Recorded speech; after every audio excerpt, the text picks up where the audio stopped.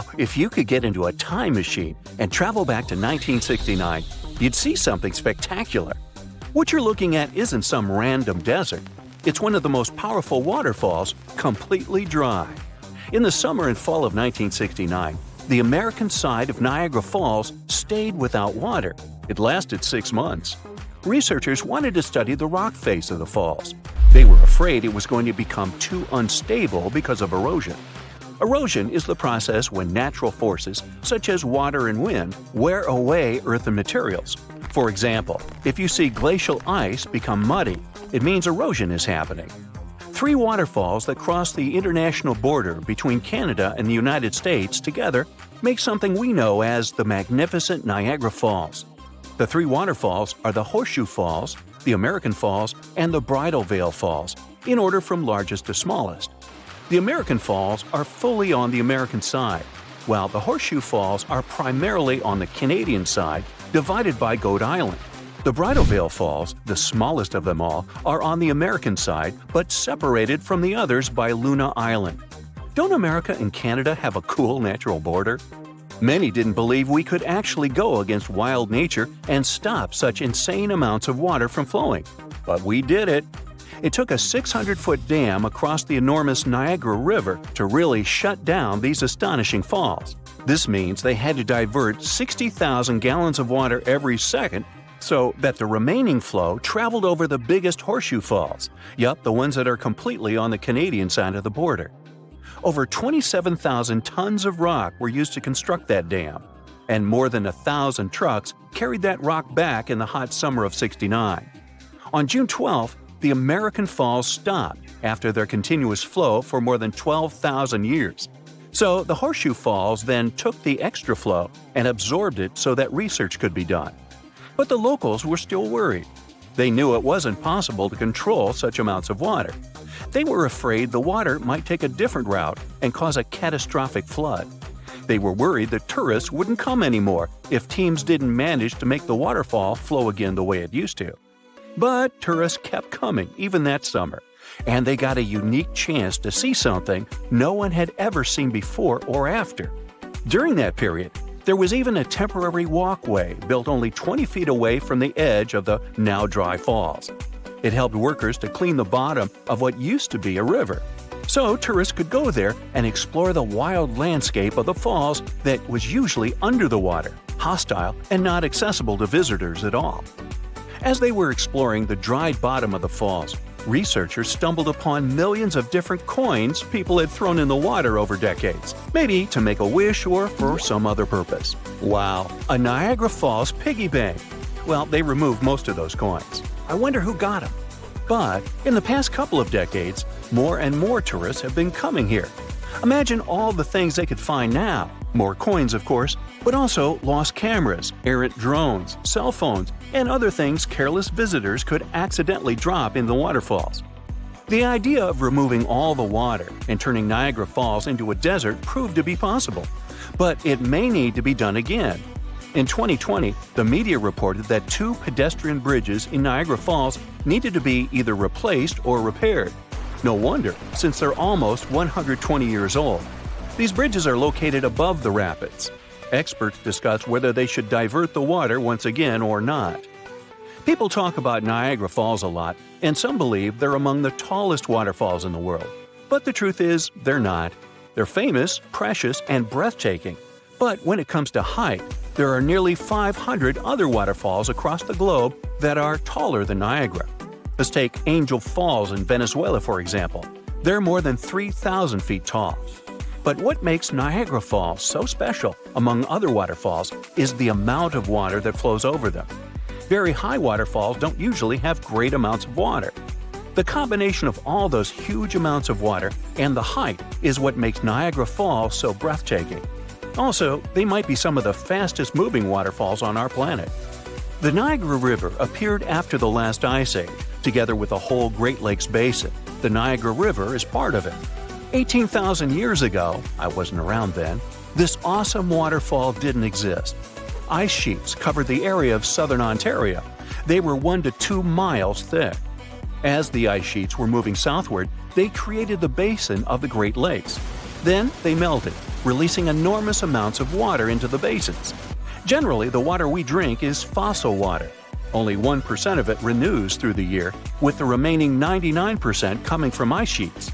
The Niagara Peninsula hasn't been beneath the ice for nearly 12,500 years. As the ice melted, the resulting water started to flow down through what later turned into Niagara River, Lake Erie, and Lake Ontario. It took a lot of time, but the water eventually eroded cliffs and formed these spectacular falls. Now, you might have noticed that the Niagara River is amazingly green. This specific color tells us how powerful the water is when it comes to erosion. Every minute, Niagara Falls spews over 60 tons of dissolved minerals.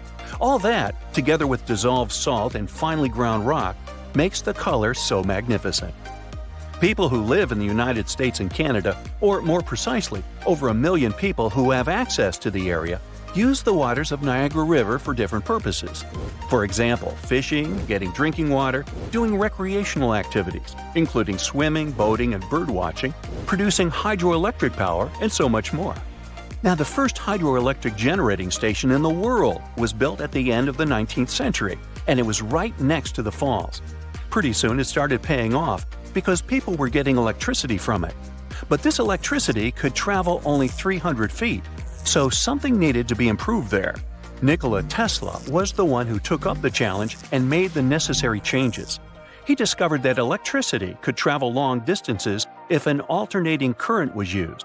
Today, several Niagara Falls power plants provide over 2 million kilowatts of power. Okay, I'll tell you another interesting thing.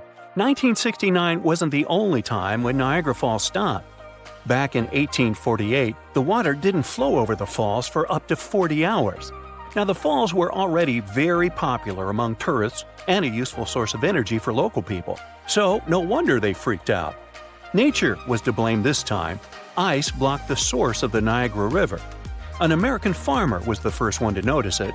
It was March 29th, and he went for a walk right before midnight. Soon, he realized he couldn't hear the powerful roar of the falls. He quickly went to the edge of the river and stood there in shock. There was hardly any water. Factories and mills had to shut down because they depended on that water. Turtles were just wandering around. Fish didn't survive. Some people took a walk on the river bottom, taking little things they could find there as souvenirs. But 2 days later, on March 31st, people heard a distant rumbling coming from upriver. It was getting nearer and louder until a wall of water appeared in front of their eyes. And one of the world's greatest attractions that millions of tourists visit every year was back in business again. Magnificent and, in the end, invincible. As it should be. So, the distance from New York to Lisbon, on the other side of the Atlantic, is well over 3,000 miles. At the average walking speed for a human, you could trek there in a month and a half. That's not counting the rest stops and much-needed sleep. Buying an airline ticket or boarding a ship aren't just better options, but the only travel possibilities right now. But if this long journey on foot became possible one day, would you be up for the challenge? The most obvious obstacle is all that water in the Atlantic Ocean. It covers around a fifth of the Earth's surface. All the oceans take up around 70% of our planet. When you open the tap or buy a bottle, you are drinking a tiny percentage of potable water. 97% of Earth's water is located in oceans. It's all salt water, and it's not drinkable.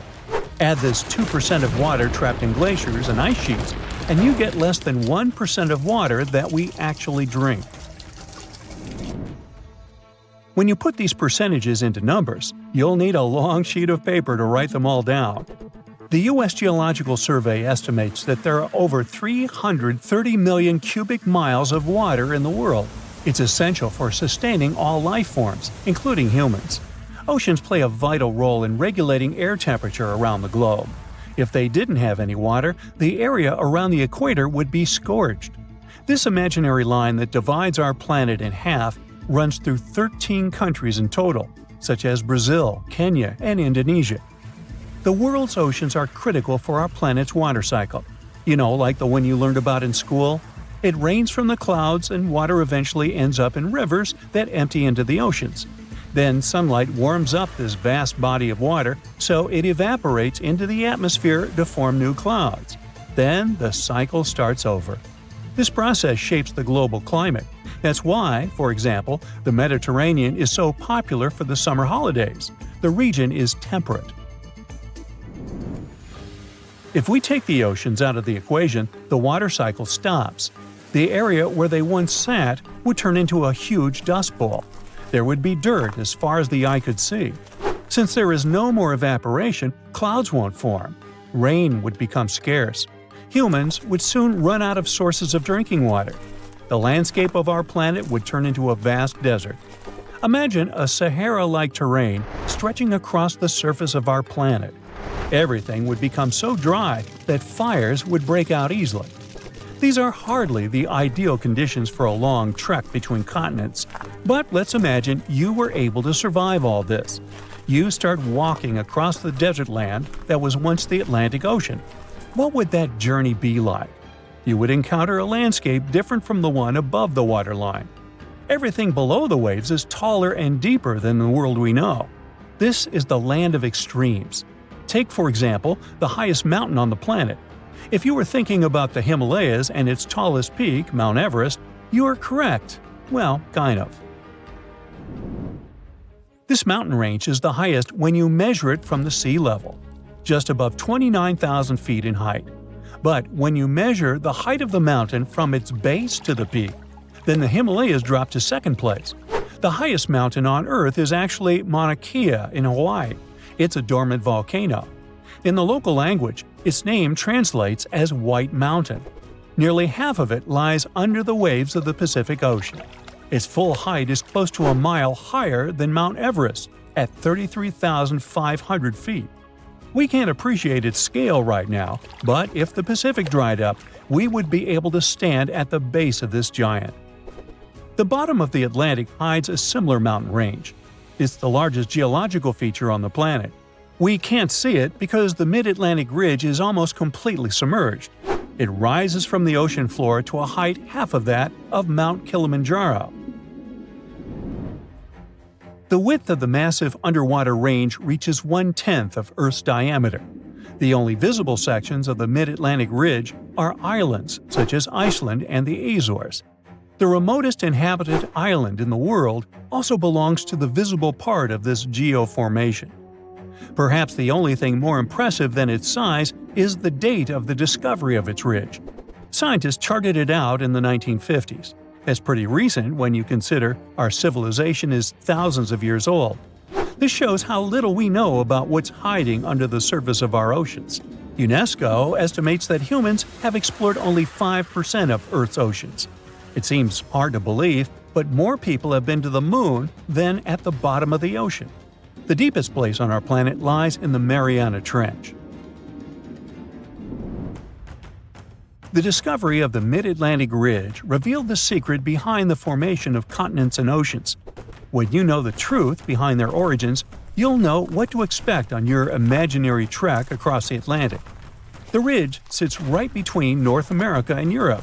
But you need to think of these landmasses not as continents, but as tectonic plates. These are huge chunks of Earth's outer layer. It's called a lithosphere, and is mostly comprised of rock. There are around 15 to 20 such ginormous plates on our planet. They float on a layer of partially molten rock.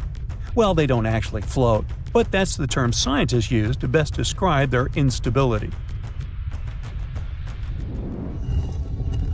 Tectonic plates are constantly on the move.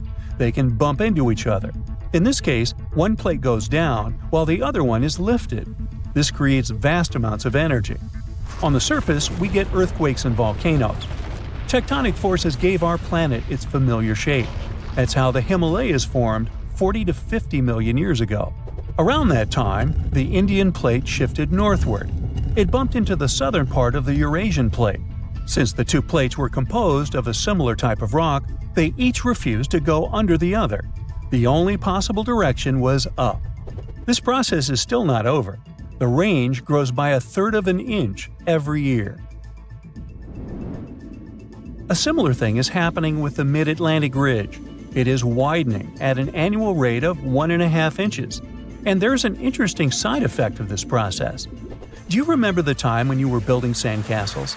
In order to build the keep, you needed to dig up a lot of sand around it. As the castle grew in size, the hole around it became bigger. The same thing is happening in the Atlantic Ocean, but on a much larger scale. As the ridge is getting wider and wider, the two coasts are drifting away from each other. The North American plate and the Eurasian plate are moving apart. This means that your imaginary trip in a world without oceans might take longer. For every year you wait, you'll need to cover an extra inch. Now, that doesn't seem like much today, but give it some time, and you might not have to embark on a cross-continental journey after all. The continents will come to you. Now, evaporation is not the only way to drain an ocean. The coast on each side of an ocean might simply close in on it. This is what scientists believe will happen to the Pacific. Some 50 million years from now, give or take, you wouldn't be able to recognize the Earth's largest ocean. Experts ran a series of computer simulations to see where North and South America are headed. The answer is to the North Pole. This is where they'll merge with Asia in the distant future. The new supercontinent will completely change the shape and size of the Pacific Ocean. Geologists have a name ready for this landmass: Amasia. I'm sure you've seen it, or caught a glimpse of some videos of ships sailing through a weird line of water. In those images, one side is dark blue and clear, and the other side is greenish and silty looking. Some have claimed the footage shows the boundaries between oceans, and that water defies all its own laws by not mixing. Well, it turns out that's not exactly true. Our planet is over 70% covered by water, and out of all of that H2O, two of the biggest bodies are the Pacific and Atlantic Oceans. These massive stretches of salty goodness are home to some of the world's most fascinating creatures, from the tiniest plankton to the largest whales. While we may have given these oceans separate names, they are constantly mixing and mingling with each other, regardless of how we choose to draw our maps. It's like a never-ending dance party, with water currents doing the cha-cha between the Pacific and Atlantic. So don't be fooled by those imaginary borders we've drawn on our maps. These oceans are always in motion and connected in more ways than we can imagine. Now, the Pacific Ocean takes the cake for being the largest and deepest ocean on the planet. It's actually deeper than the Grand Canyon. Meanwhile, the Atlantic Ocean comes in second. A red ribbon. But size isn't everything, right? Each of these oceans has its own unique set of characteristics. For example, did you know that the salinity of the Atlantic, that's the salt content, is higher than that of the Pacific or Indian Oceans? Or that the waters of the Red Sea and the Mediterranean are even saltier still? It's because of the lower salinity waters from the deep sea can't easily flow in, and water evaporates faster than rainfall can replace it. It's like the ocean has its own seasoning preferences. Hey, who knew? Now, let's talk about a little place called Cape Horn. If you look at it on a map, you'll have to scroll way down through South America. It's also where the Pacific and Atlantic Oceans come together to play.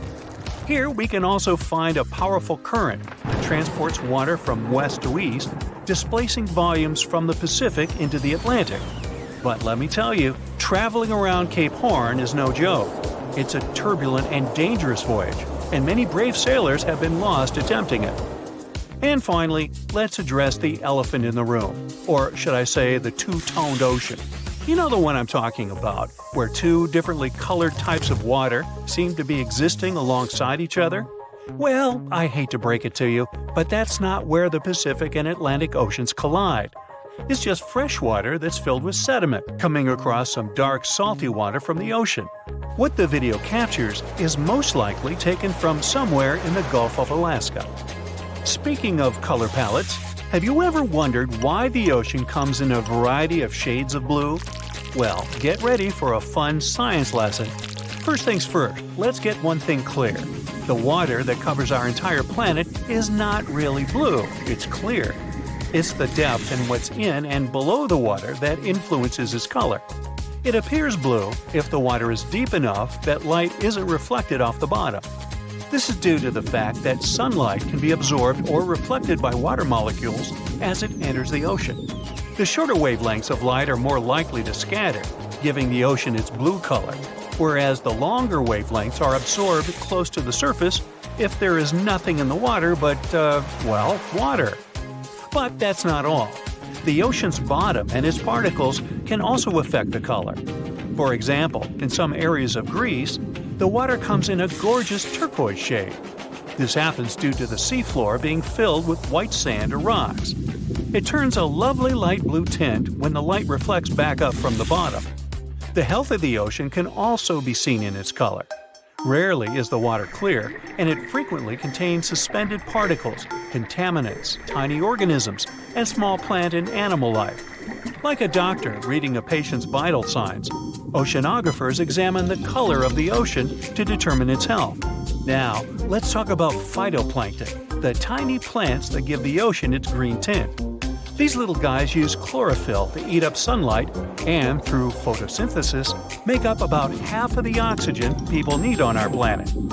Now, finally, let's talk about the deepest blue found in our planet's waters. Due to its location in the middle of a massive oceanic whirl, the water off the shore of Easter Island in the Southeast Pacific Ocean is deep and extraordinarily transparent. Here, the ocean's layers barely mingle, and nutrients aren't forced up from the deep bottom, leaving the water remarkably clear. For the human eye, it looks like it's indigo-colored. So, if you ever find yourself in the middle of the Pacific Ocean, make sure to take a peek. Now, consider this. Could there be any other body of water underneath the ocean? How could that possibly be? It turns out that there's an underwater river making its way near the Australian shores. This undersea phenomenon is made up of sheets of dense water that find their way beside the ocean floor at a leisurely pace of about half a mile a day. That may not sound like much, but get this, it's a whopping 65 feet thick and goes for over 60 miles. Can you imagine riding down that river in a submarine or scuba diving next to it? Talk about a wild adventure. The findings of researchers who first identified this phenomenon were astounding. This is the first time that these dense shelf water cascades have been observed in such warm water, despite the fact that they are apparently more popular in high-latitude regions. According to Australian scientists, these rivers pop up because water evaporates during the summer, and then it's cooled in the wintertime. Who would have thought that the cyclical nature of the seasons could produce something so amazing? It's not the only place in the world where these events happen. Researchers have discovered underwater rivers in different countries all over our planet. For example, they found a similar one in the Black Sea, one off the coast of Portugal, and even one in Mexico. But back to the Australian River, because that's where the real excitement is. The researchers used seafaring gliders to uncover this amazing discovery. These self-propelling robots come with special sensors that check the water temperature, salt quantity, plankton productivity, and oxygen levels. They can also make popcorn. Nah, just kidding. They can work underwater without pause for up to 8 months, which is way longer than most humans can stay underwater. And let me tell you, these gliders did not disappoint. Thanks to them, we now know about this incredible underwater river in Australia. The majority of our ocean is still a mystery to us. That's both good and bad news, right? Well, on the bright side, there's much to be excited about in the future.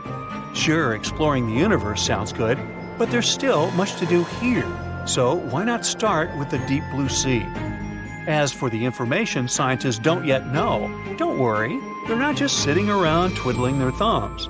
Through some good old-fashioned exploring, we're learning more and more about the secrets of the sea. As of 2021, we've only mapped about 20% of the seafloor using high-tech sonar systems mounted on ships. Now that's a lot, but when you consider that the U.S. seafloor alone is bigger than all 50 states put together, you can see there's still a long way to go. And let's not forget about all the amazing creatures down there. Scientists think there could be up to 1 million different species in the ocean, with the majority still waiting to be discovered. Deep under the Indian Ocean, there's a giant patch where gravity doesn't work like on the rest of the planet. I mean, the gravitational pull works constantly, but Earth is not a regular sphere. Its surface is not smooth. It's covered with lumps and bumps like a potato, because our planet is not the same everywhere inside. Some parts are denser than others.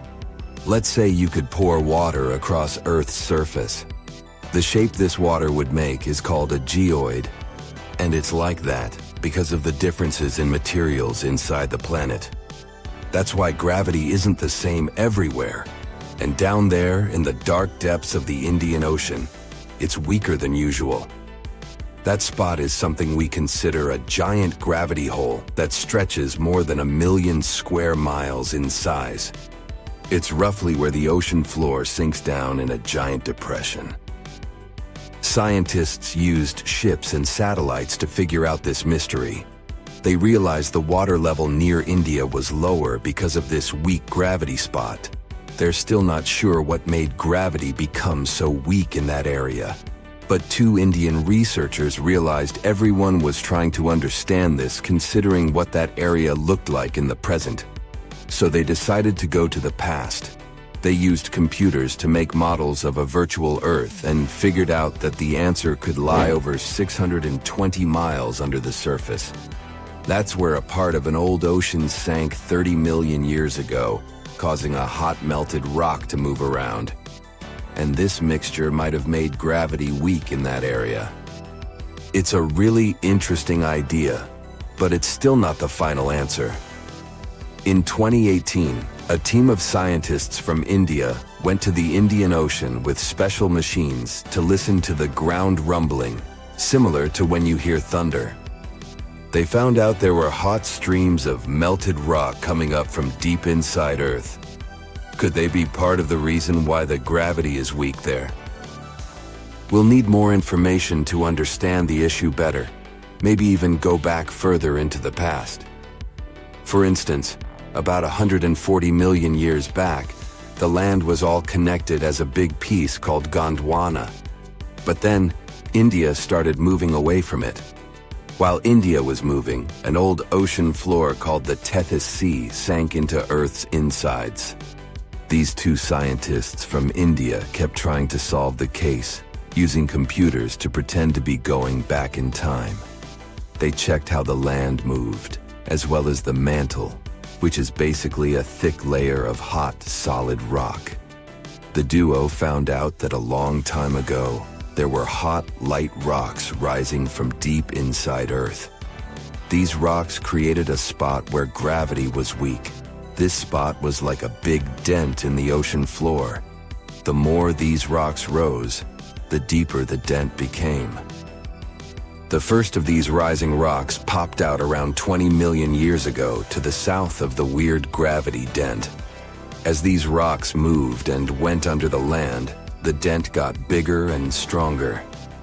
The 2 scientists think these rocks were pushed up by the sinking old ocean floor, like bubbles. This process disturbed something called the African blob. You gotta see this. Deep inside our planet, there are 2 very big blobs, like giant pieces of rock, as large as continents. One is under Africa, and the other is under the Pacific Ocean. These blobs have roots that start almost halfway, 1,800 miles, toward the center of Earth. And they're probably the place where columns of hot rock rise up from way down below. When these hot rock columns reach the surface, big volcanic eruptions happen, and we're talking about some really massive ones that might have even played a role in erasing dinosaurs from the face of the Earth a long time ago. So, we don't want these giant blobs to be disturbed. Anyway, not all scientists agree with the theory about why gravity doesn't do its job in this particular spot in the Indian Ocean, saying they need more proof to be sure about these rising rocks. The real answer might come from listening to Earth's rumbling. Plus, who knows if this gravity hole will stay there forever or move away. It depends on how Earth's mass will shift around. To see some changes might take a very, very long time, maybe even hundreds of millions of years. That's not the only region where gravity works in mysterious ways. Or at least, that's what it feels like when you see certain things around the world. Like, what if you saw rocks that don't sink, but can float on water for a very long time? They can even travel around for thousands of miles until they finally find a spot where they sink. Scientists figured out how this worked by using special X-rays to check the insides of these rocks. And these unusual rocks turned out to be very light and full of tiny holes. Researchers used wax to cover pieces of these rocks and went with a special X-ray method to look inside the rocks to see how much water and gas was there. The reason these rocks can float is because of something called surface tension, which is like a very thin, the size of a human hair, layer of air on the water's surface. This helps some animals, like lizards and insects, to really walk on water. And these floating rocks are not just cool because they travel, but also because they can actually help scientists find underwater volcano eruptions. They can also carry living things across oceans since they tend to collect some plants and other things rich in nutrients. So it's basically like a free cruise, until you sink down at some random spot. No iceberg needed. Here you have floating rocks. And in Death Valley in California, there's a strange phenomenon where big rocks move across a dry lake bed and leave trails behind them. People wondered how this was possible for 60 years until the case was solved. Some thought there must be strong winds moving these rocks, or maybe even ice. But scientists found these winds aren't really strong enough to move such big boulders. They placed cameras on cliffs near the rocks, even though they were hard to reach. They did this for 3 winters in a row to study the temperature, rain, and wind in the area. Their idea was that ice might lift the rocks and let the wind push them. To test this properly, they put a rock in a container with water and sand and froze it. When they later pushed the container, the rock moved like it was on ice. This experiment helped prove their theory. And what's interesting is that the rocky area in Death Valley is similar to one of Saturn's moons, Titan. So these weird things on our planet may help us understand other phenomena, even in space.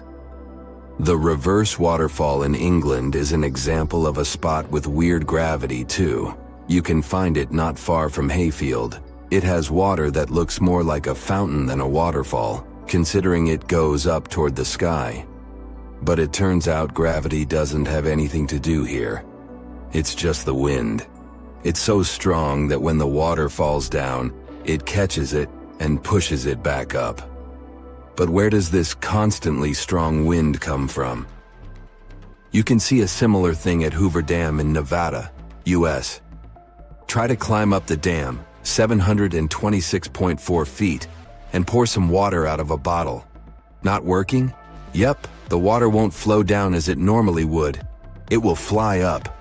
You'll have the same result if you throw some light object from the same height. You will get it back. And this happens because of the strong airflow too. So these things seem like gravity is messing up with us. But there's always a logical answer behind that. Hopefully, we'll get one for the gravity hole in the Indian Ocean too. The soil beneath your feet is red and dry. The place is freezing cold. Rusty-colored dust is floating in the air. You make one step, then another. It's hard to move because of the thick layer of dust your feet are sinking into.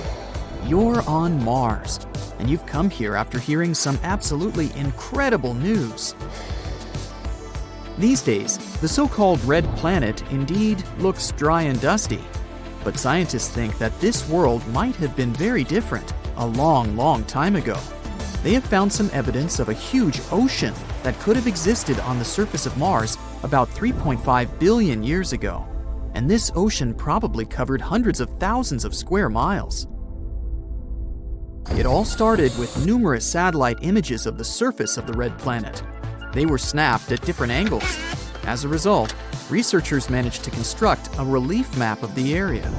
They charted out more than 4,000 miles of specific formations that had most likely been carved by rivers. Those formations could also be channels, once carved out on the sea floor. Scientists used the data gathered by the Mars Reconnaissance Orbiter in 2007. They analyzed the thickness of the ridges and their angles and locations. Their main goal was to explore the topographical depression called Aeolus Dorsa. It turned out that all those years ago, this part of the red planet had been undergoing a series of constant changes. They could have been caused by the rapid movement of rocks, pulled around by currents and rivers, as well as noticeable increases in sea level. Researchers also noticed a pretty clear boundary that separated the southern highlands of Mars, elevated and highly cratered, from the smooth lowlands of the planet. It looked very similar to a shoreline left by a ginormous ocean. This all likely means that in ancient times, there indeed was an ocean on the surface of Mars, and a large one at that. What's even more exciting is that the existence of such an ocean might mean the existence of life. This discovery can tell scientists a lot about the ancient climate on the red planet, as well as its evolution. We now know there had to be a period on Mars when the planet was quite warm, and its atmosphere was thick enough to keep so much liquid water. What's even more incredible, the climate in the northern hemisphere of Mars 3 billion years ago could have resembled the one we have on Earth nowadays. But then, where is this ocean now? What happened to it? Perhaps the climate of the red planet was becoming cooler, and the surface of the ocean froze. There's a theory claiming that these days, the ocean remains in its frozen state, deep under a layer of rock, debris, and dust under a northern plain called Vasticus Borealis. Or the ocean's waters could have been lost to the atmosphere, and eventually space through the process of atmospheric sputtering. During this process, atoms get knocked away from the atmosphere after colliding with high-energy particles coming from the sun. Anyway, the theory of an ocean that once covered a substantial part of Mars's northern hemisphere hasn't been confirmed yet. Scientists are still arguing about its existence. As for now, Mars is a very cold world with an average temperature of -80 degrees Fahrenheit. The planet's surface is rocky. It's covered with dry lake beds, craters, volcanoes, and canyons. The ocean that might have existed on Mars isn't the only awesome thing about this planet. Let's speak about those sandstorms raging on the red planet. In movies, they're depicted as incredibly powerful forces of nature, destroying astronauts' camps and tearing their spaceships into pieces. But how much of it is true? Mars is indeed infamous for producing dust storms so massive they can be seen by telescopes on Earth. They sometimes cover continent-sized areas and can last for weeks at a time. But besides them, there are much rarer storms that occur once in 3 Mars years, which is about 5.5 Earth years. Such storms are larger and much more intense than regular ones. They encircle the entire planet. That's why scientists call them global dust storms. At the same time, it's unlikely that even a global dust storm could cause serious harm to astronauts or their equipment. Even though Martian storms are massive, the wind speed reaches 60 miles per hour tops. That's less than half the speed of most hurricane-force winds on Earth. Plus, this comparison of wind speeds can be kind of misleading. The atmosphere on Mars is just 1% or so as dense as the atmosphere on our planet. It means that the wind there needs to blow much faster to cause any damage, or even fly a kite. Now let's move to the next amazing phenomenon spotted on the red planet. When you look at it from a distance, it looks like an eye. There are even some winding channels that look like veins running through the eyeball.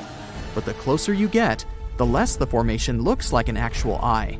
It's actually a giant crater, almost 19 miles in diameter.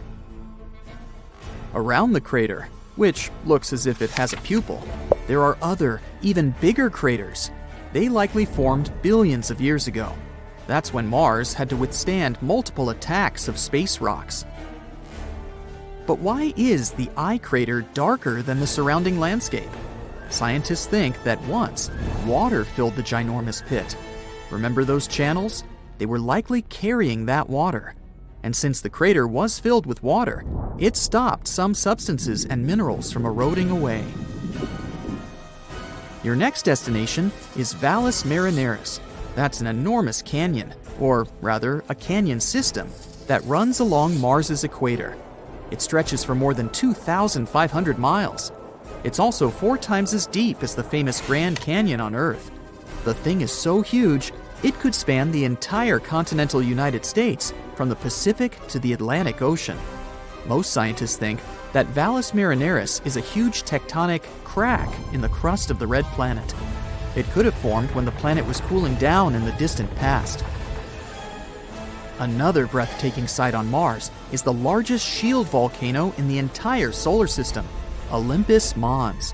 It's more than 370 miles in diameter, which means it's almost the same size as the state of Arizona. The mountain is also 16 miles high and rimmed by incredibly tall cliffs. To imagine the sheer size of the volcano, let's make some comparisons. The largest volcano on Earth is Mauna Loa, around 2.6 miles high and 75 miles across, which actually sounds pretty impressive. But the volume of Olympus Mons is around 100 times larger than that of Mauna Loa.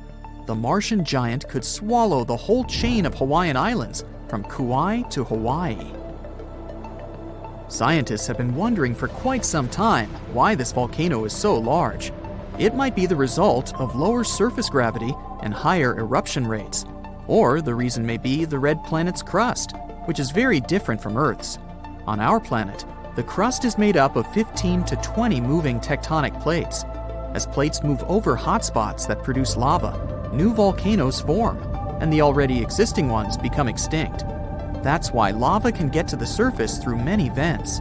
But on Mars, the crust isn't broken into the same tectonic plates as on Earth, and the lava has nothing to do but pile in one very, very large volcano. Now, if you visited Mars and decided to go on an evening stroll, you'd witness a strange phenomenon. It occurs on the red planet after sunset, when temperatures fall below -80 degrees Fahrenheit. A bizarre, mysterious glow spreads across the Martian sky. Unfortunately, without special equipment, you wouldn't be able to observe this soft glow. Visible only in ultraviolet light, this night glow is the result of chemical reactions that occur dozens of miles above the surface of the red planet. Going to the beach in winter seems like a good plan. You can have a bonfire, build a sandcastle, search for shells, or swim in the ocean. The vibe might make you overlook the dangers ahead of you. Do you really think through the potential risks of paying a visit to the beach in the winter? The number one risk is waves. You might think it's okay to admire the view on the beach a few steps back from the ocean. Now let me introduce you to sneakers. Not the chocolate bar, sneaker, or with another name, sleeper waves. These are oversized coastal waves. They catch people off guard because they occur without warning or trace. These waves are particularly seen in Oregon, United States. People have been injured and at least 17 people have been swept up into the ocean since 2000. It got more media attention in 2011 when a memorial statue was built honoring the 2 teens faced with sneaker waves in Oregon. So, how come these waves are so dangerous? It's about their nature. They come out of the blue. With big waves, you see them coming or growing big. Plus, they form in the ocean and come towards the beach. These waves appear near the shore. It leaves less time for you to run to a safer spot. Okay, most of the time, they're not huge, as would be seen in apocalyptic movies. Yet, you can never know what nature holds. Maybe you remember this example from Mavericks. In 2010, a crowd was watching the surfing competition. Suddenly, 2 large waves struck the people on the beach. It broke the seawall and injured more than 10 people. Sneaker waves don't look particularly larger than other waves until they break and quickly reach the beach. They form in a period of 10 to 20 minutes in between soft and regular-sized waves. They can surge more than 150 feet beyond the foam line. Then they reach the land with high power. Plus, they carry lots of sand and gravel with them. Sleeper waves are more commonly seen along steep coastlines compared to beaches with wider and softly sloped areas. People named these waves, not scientists. They observed what waves do. They washed up in a sneaky way. I mean, scientists didn't classify this phenomenon as a distinct sort of wave like they did with tsunamis or rogue waves. There's little scientific research made about them. Researchers say that sneaker waves form in offshore storms. These storms transfer the wind energy to the water's surface. The waves carry this energy and then arrive at the beach during times of calm weather. The larger amount of energy they obtain compared to the regular waves that preceded them causes them to go higher up the coast. Imagine you go for a walk on the beach with your dog. The waves gently reach the beach. You play the throw and catch game. You don't know about sneaky waves, so you turn into an unwary beachgoer. What's the risk? Being washed into the water trapped against rocks. Since it's winter, you tend to wear heavier clothes. The sand that sneaker waves carry can quickly fill clothing and shoes, and that weighs you down. How can people enjoy the beach safely? First off, keep your distance if you're on the beach for storm watching, for instance. It might be mesmerizing to see how waves roll in over miles of ocean. The storms hit the shore, and you look at those extreme turbulent swells transform into strong 30-foot-long waves. Finding a higher spot that sees the ocean and waves might be best. Be the eagle, not the crab. Did Confucius say that? The second tip is if you're determined to storm watch, never turn your back to the ocean. Yes, eyes on the water. Lastly, be mindful of which part of the beach you're walking on. Stay away from the logs because they hold water. The water increases their weight. In the worst-case scenario, the ocean is powerful enough to roll the logs onto you. Let's assume you're hiking near the ocean. Use the designated trails because park authorities determine them as the safest roads possible. Going off-route can sound charming, but it can be dangerous for you and harmful to the ecosystem in the surrounding area. Now that you know where to walk, you can keep your eyes open about the geological stuff. Like the rocks can be slippery, erosion can rip them off. Yeah, it's better to avoid walking near bases of cliffs and bluffs. You'll never know when a natural phenomenon will occur. It might sound a little extreme, but you may want to check the tsunami evacuation routes of the area you're visiting. Tsunamis are hard to predict, but tides aren't. Tide tables are available online. This natural phenomenon looks harmless, yet it can isolate rocks from headlands and the shore. You probably don't want to find yourself with soaked wet clothes in the ocean for no reason. Climbing up onto the logs might not be the best idea either. Sure, they look heavy and sturdy when you're climbing, but even the smallest wave can take you like a leaf flying in the air. Not just logs, but also jetties are tricky. Sudden waves can make you lose your balance, and you can collapse. Let's return to the scenario where you and your dog are walking on the beach. This time your pet sees shorebirds and chases them. Birds could be there for foraging or roosting. Your dog could interrupt their chill zone.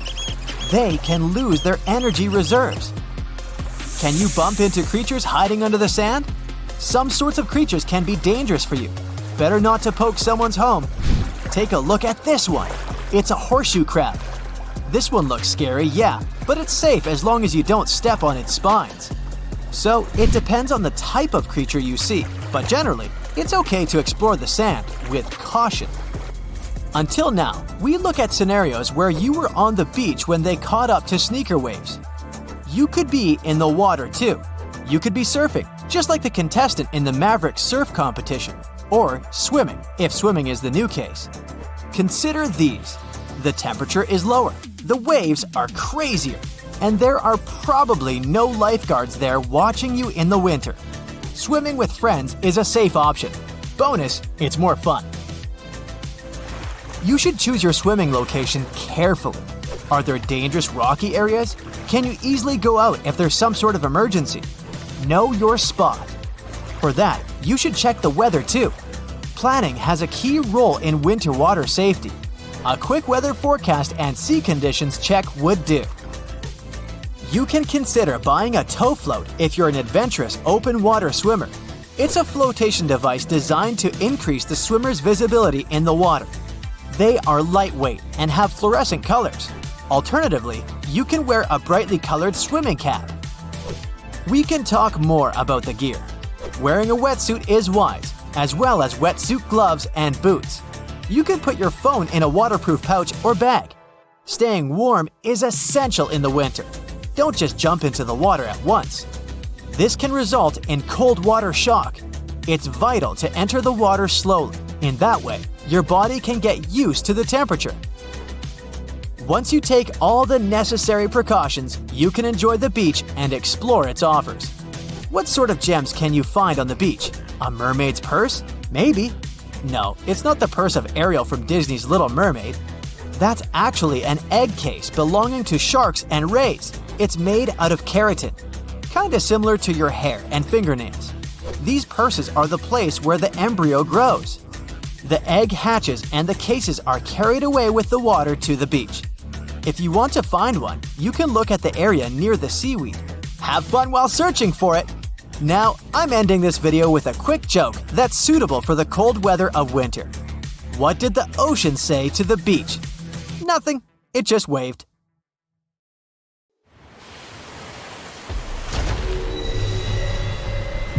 Over 1,500 people lost their lives in this part of the ocean, so maybe it's a prudent idea to stay away from it. The spot where RMS Titanic sank remains dangerous. I mean, yeah, there are still huge icebergs out there, but there are even bigger threats lurking beneath the surface. Titanic is sitting about 12,500 feet underwater, nearly 400 miles southeast of Newfoundland. It's been down there for over 100 years, so over time, the wreck's just been falling apart little by little. The infamous ship is rusting just like any iron or steel structure would be underwater. Chemically, when you mix iron, oxygen, and water, that combo sets off a reaction that creates iron oxide, and that's what leads to corrosion. So, steel plates, beams, all that stuff is getting weaker. Parts of the liner are caving in, like the ceiling in the captain's bathroom and a section of the railing that collapsed not too long ago. But in the case of Titanic, a lot of that corrosion is actually being caused by iron-eating bacteria. When the Titanic sank, it split into two big pieces, the bow and the stern, which landed nearly 2,000 feet apart on the ocean floor. And now both pieces are covered in this biofilm, a living blanket of bacteria, marine fungi, and all sorts of other microbes. Over time, microbes feeding on the ship's iron have created these things called rusticles, and they are actually speeding up the wreck's decay. Scientists say the stern is breaking down way faster than the bow, mostly because it took more damage when the ship sank. And now, thanks to all that bacterial activity, the stern could be deteriorating as much as 40 years ahead of the bow. So yeah, microbes have been thriving and flourishing down there. If you are a germaphobe, that probably sounds like a total nightmare. But honestly, it's not that bad. For one, they don't even look gross. These rusticles actually look kind of cool, like ice crystals or tiny diamonds clinging to the wreck. And don't worry, you are not in danger.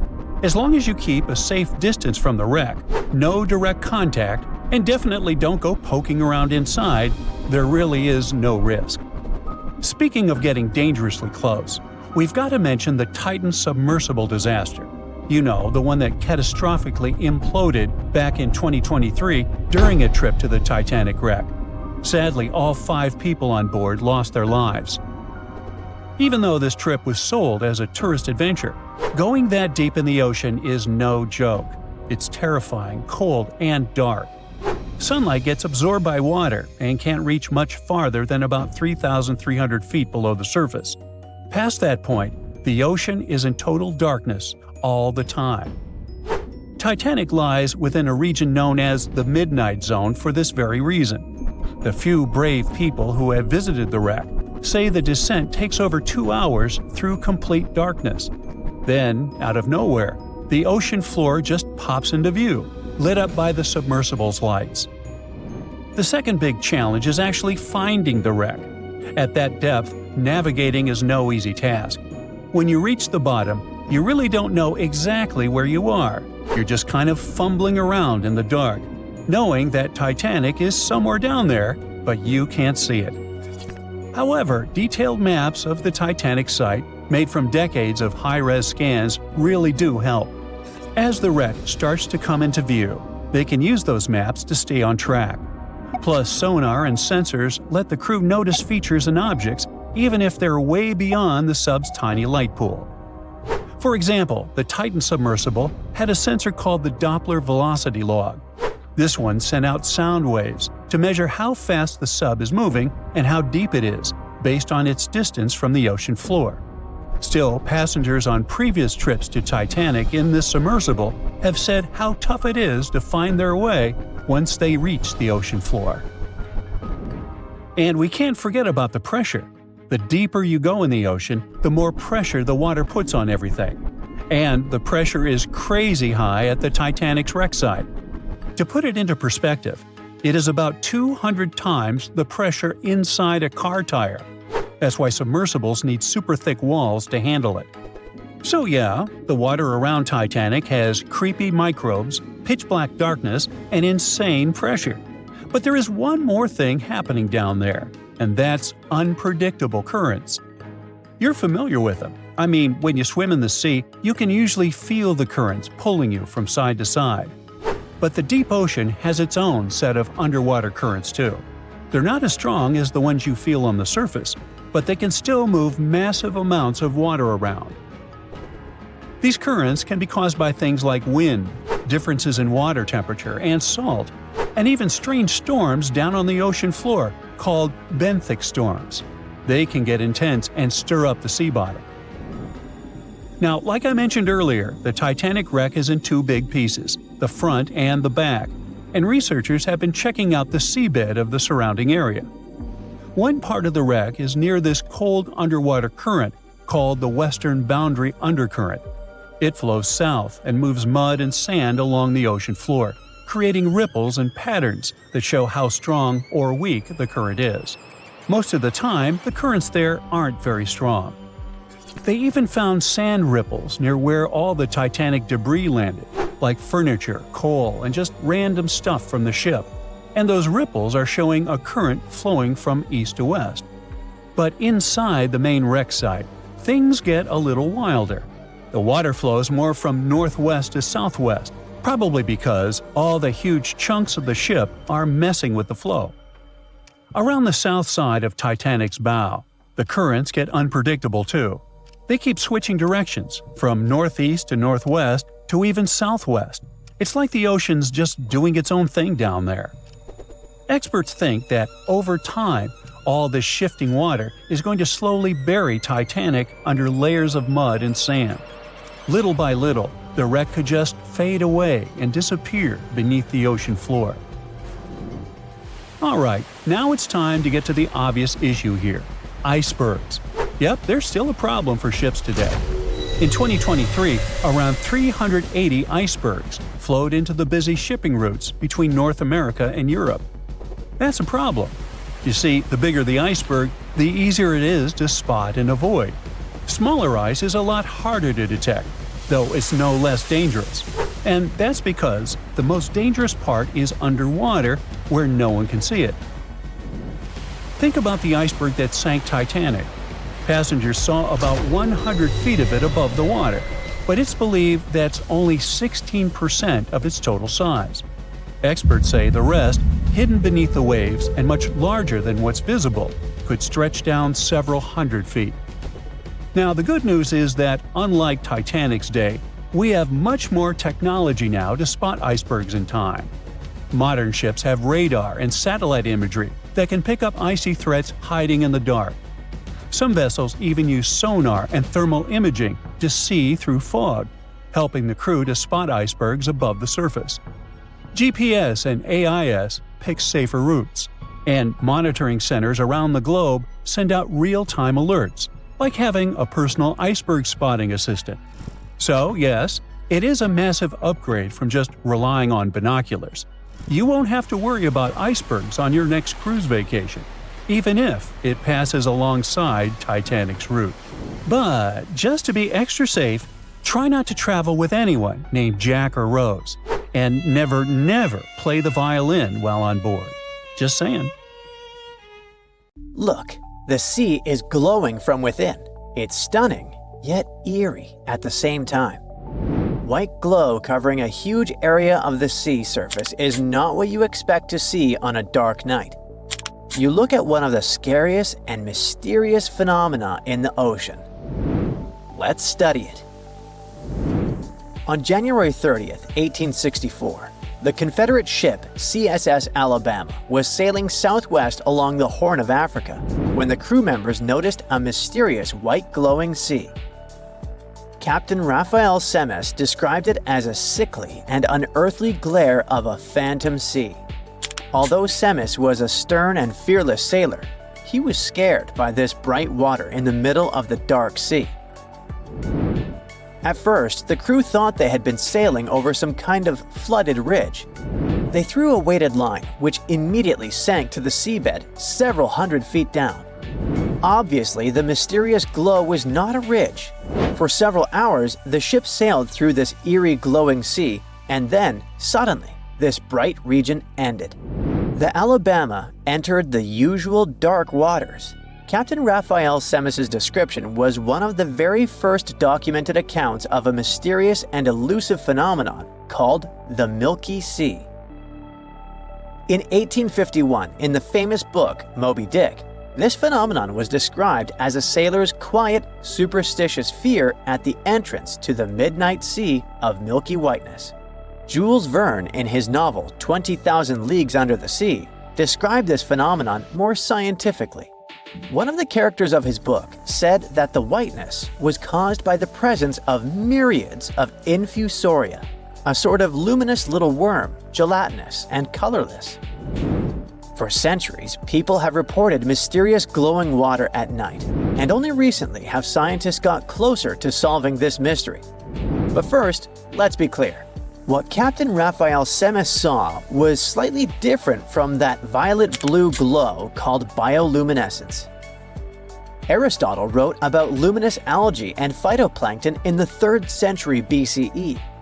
He noticed that sometimes the water produced bright blue flashes when he hit the surface of the sea with a baton. In 1492, Christopher Columbus observed unusual flickering of light in the ocean caused by bioluminescent marine worms. As it turned out later, those worms rose to the surface to perform a circular mating dance. In the late 1800s, scientists discovered that bioluminescence is the result of an oxidative reaction inside certain animal and plant cells. You might have seen it at night while walking along the shore. If not, you can watch a video with bioluminescent water on the internet.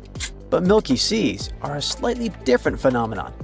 The sea glows white as if it's illuminated by a bright spotlight, and the area of white water can extend for miles.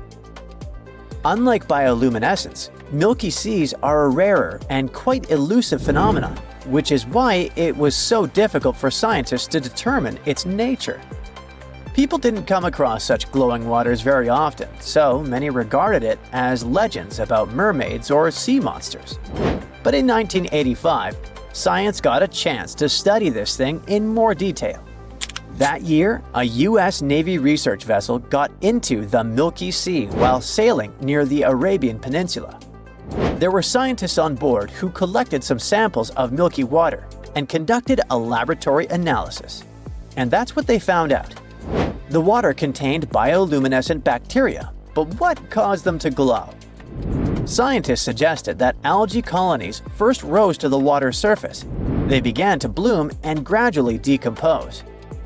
Those cells of rotten algae burst and release special substances, lipids. A huge number of bacteria began to feed on lipids and multiply rapidly. The number of bacteria grew in such large numbers that they began to produce a continuous white glow. But where exactly and under what conditions could these milky seas appear? It was necessary to know not only for scientists, but also for authorities. Such a bright spot in the water could reveal the outlines of a submarine and turn it into an easy target for enemies. So scientists continued their research. One of them was atmospheric scientist Stephen Miller. He started studying milky seas in the early 2000s and made a breakthrough in his research. To begin with, he decided to find out if the sensors on space satellites were capable of seeing bioluminescence. Miller started looking for any mention of extensive milky spots on the internet. He came across the Frontier Science portal, where people wrote about strange and unexplained phenomenon around the world. There, he found a report from the British merchant ship SS Lima, which hit the Milky Sea in January 1995 while sailing along the Horn of Africa. This is how the log entry described the event. The bioluminescence appeared to cover the entire sea area from horizon to horizon, and it appeared as though the ship was sailing over a field of snow or gliding over the clouds. After that, Miller collected the images taken by certain satellites over the place where the SS Lima sailed at that time. At first, he didn't notice anything strange. But later, he realized that he was looking directly at the Milky Sea. The area of the glowing spot was so large that he had to scale the image down. That's when he saw a spot that looked like a comma. The edges of this spot coincided with the place where the crew of the SS Lima saw the white glow. Miller studied the images of this area taken before, during, and after the encounter, and found out that the Milky Sea rotated counterclockwise to the local ocean currents. But most importantly, Miller now knew that the White Sea could be seen from satellites. In 2011, 2 satellites with more sensitive sensors, capable of seeing in poor light, entered Earth's orbit. They helped Miller and other scientists to find out that Milky Seas appeared most often in the winter and summer in the northwestern Indian Ocean and around Indonesia. Great! Now Miller had the place and time to work with. He analyzed satellite data for the period from 2012 to 2021 and found out that one of the largest Milky Sea incidents occurred in 2019. For 45 nights, a white glow covered 40,000 square meters, which is the approximate area of Kentucky. But even after all these studies, scientists haven't managed to find the exact cause of the white glow. In addition to the idea about the disintegration of algae, researchers have put forward a theory that the glow may be caused by quorum sensing. This is the ability of bacteria to communicate using chemical signals that produce light. Okay, let's say there's some truth to this, but why are they doing this? To find out, let's look at classical blue bioluminescence in other organisms. Some biologists suggest that with the help of the glow, bacteria attract partners for reproduction. Another theory claims that the bright light works as an alarm when dangerous enemies appear in the sea. For example, a colony of phytoplankton meets hungry fish. The organisms turn their glow on to attract larger fish. It's like using evil to fight another evil. There are many theories, but what's the problem with figuring out the exact reason? Even with all the satellite help and studies of Milky Seas, it's quite difficult to get to the right place at the right time. Let's say a white glow the size of a football field appears in the sea. The satellites notice this and send a signal to the research center. Next, a team of scientists boards a vessel and goes directly to the place. The distance to the Milky Sea can be quite big. And by the time they arrive, the glow has already disappeared. In an ideal situation, scientists need to be around the area before, during, and after the glow to get the full picture. Unfortunately, this is not possible at the moment.